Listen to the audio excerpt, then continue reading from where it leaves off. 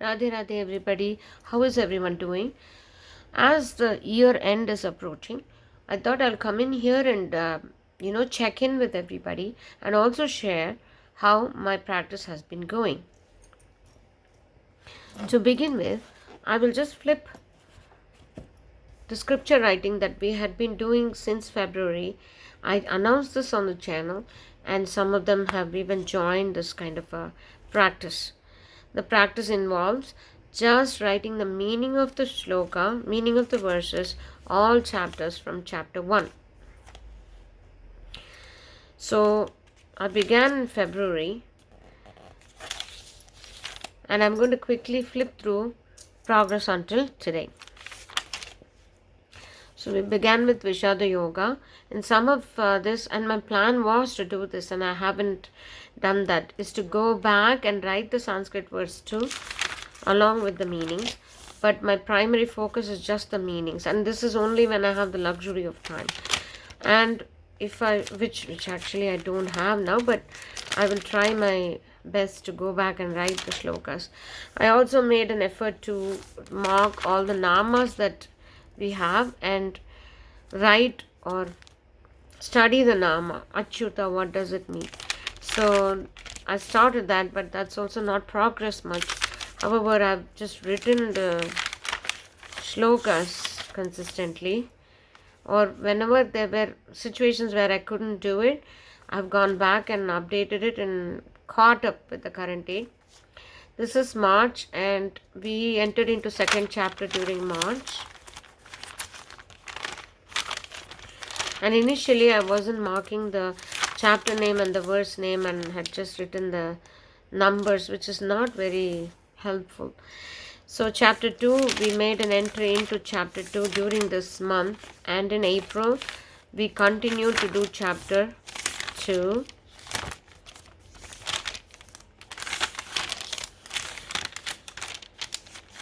And in May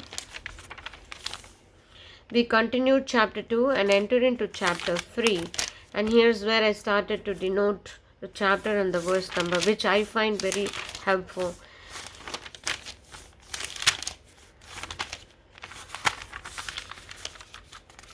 And in June we've continued third chapter.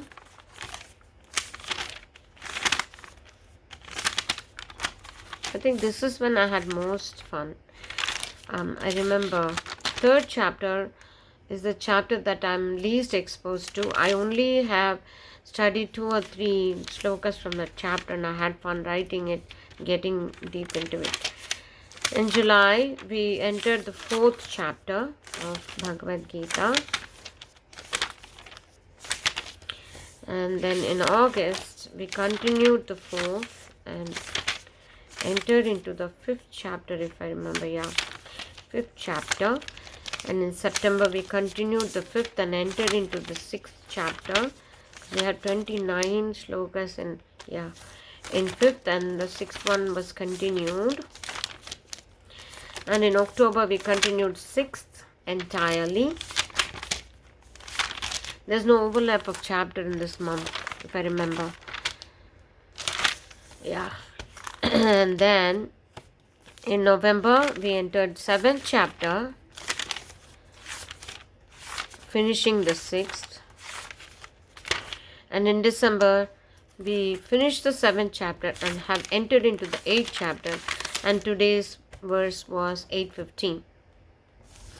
And for this I am using Swami Nikhilananda's Bhagavad Gita, my most favorite pocket version, most favorite one. I've tabbed these into chapters for easy access and writing. This does not come with these tabs. I included them and with the chapter numbers. This has been so helpful. This is my third round. There was one attempt that I did that I had to stop in between, and again in 2020 I started one more round. It took 2 years to finish all the 700.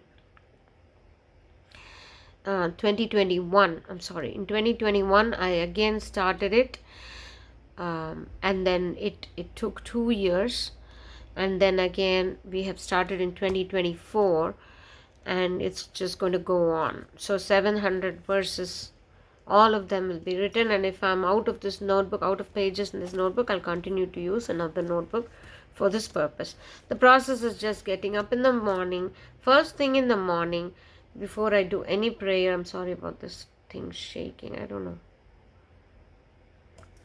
So before I do any prayer or anything, just come to my desk, take this Gita and just write one verse, just one verse, just the meaning, not the verse, just the meaning. So I'm going to continue to do this for 2025, and I also have jotted down a study plan for 2025. Now, these things are not necessary. Bhagavad Gita is a very personal thing. Everybody approaches it with their own method. What does good to you? How do you learn best?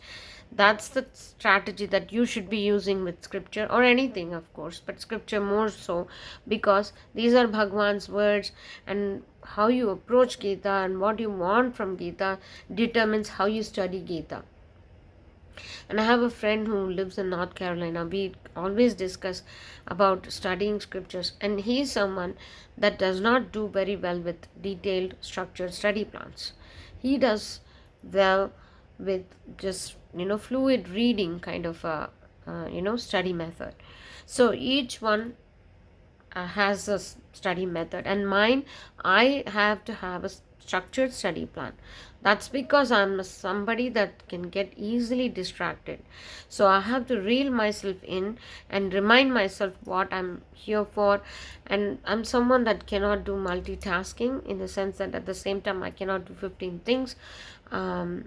Absolutely cannot. And some people say women are good at it.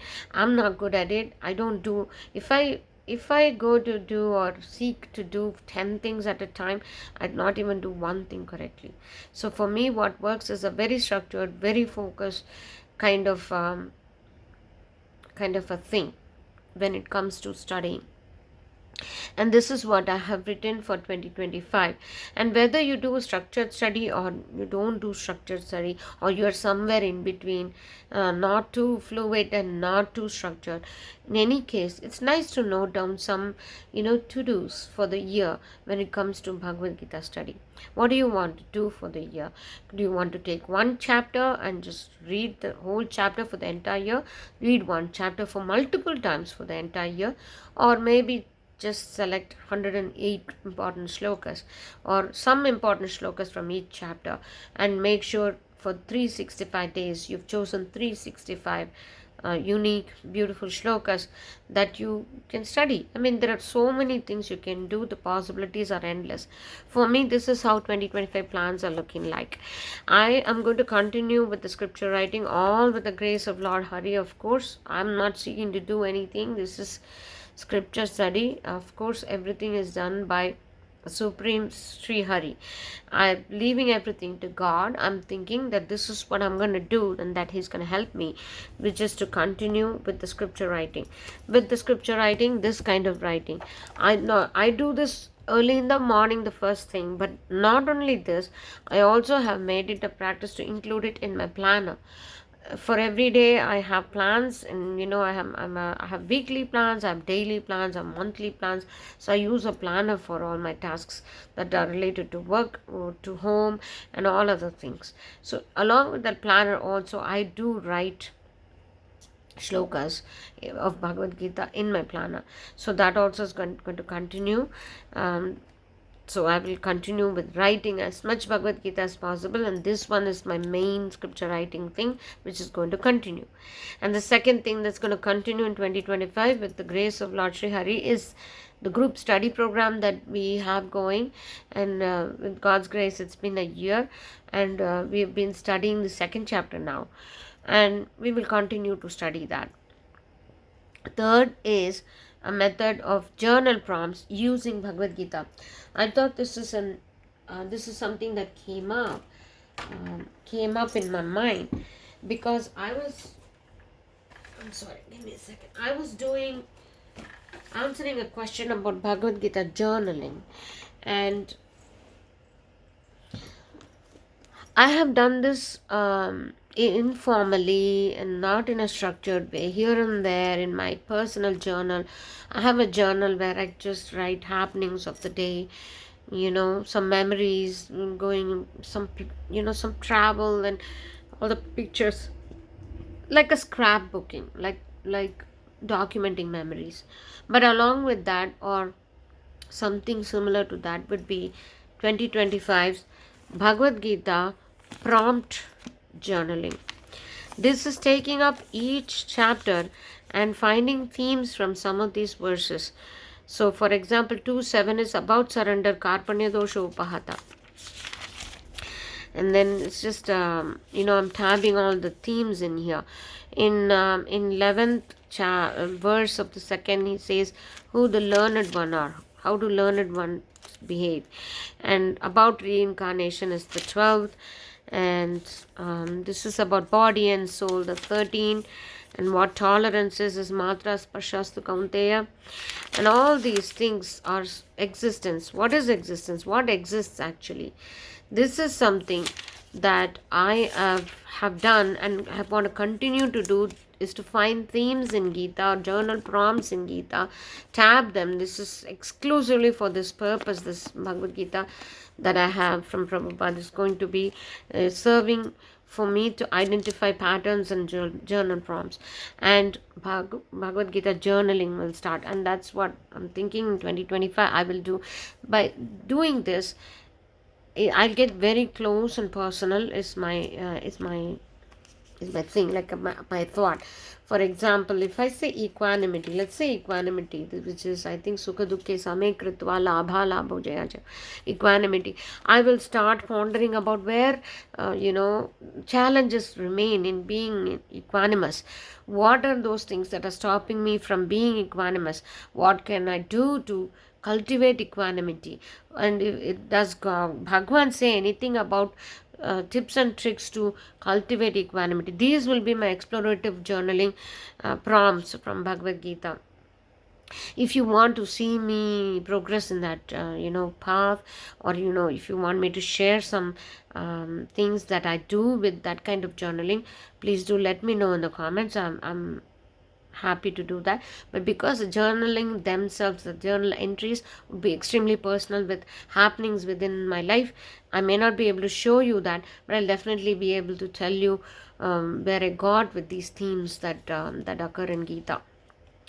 Then the next plan for 2025 is to memorize shlokas.